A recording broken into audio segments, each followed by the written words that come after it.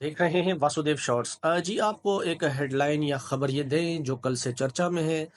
बड़ी गर्म खबर है। मामला यही है कि सेनेट की स्टैंडिंग कमेटी का इजलास था बराए इंफॉर्मेशन टेक्नोलॉजी के। तो वहाँ पर पीटीए के चेयरमैन जो हैं वो रिटायर्ड फौजी हैं, आए हुए थे, खलीलुर रहमान शायद उनका नाम है। वहाँ पर उन्होंने एमल वली खान जो एएनपी के सेनेटर हैं उनसे अब मजाक में या तंजिया चरस का सिगरेट मांग लिया। उन्होंने कहा कि आपके पास अगर चरस का सिगरेट हो, अगर आपने पिया हो तो मुझे भी दें।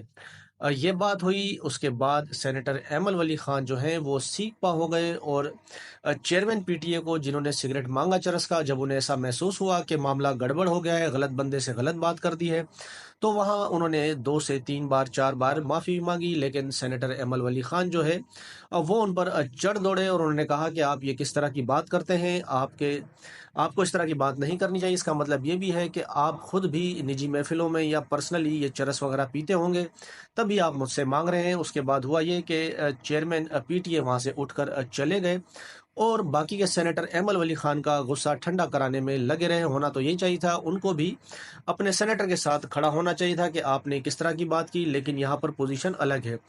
इजलास खत्म हुआ। मीडिया के नुमाइंदों से बात करते हुए सेनेटर अहमद वली खान ने कहा कि जो पीटीए के चेयरमैन की बदतमीजी है ये काबिल बर्दाश्त नहीं।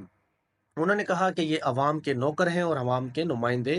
मैं वजीर आजम से बात करूंगा और मेक श्योर करूंगा कि चेयरमैन पीटीए जो है वो अपने ओहदे पर कायम ना रहें, इनको उनके ओहदे से निकाला जाना चाहिए। और सेनेटर अहमद अली खान ने जो है उनकी माफ़ी को भी कबूल नहीं किया।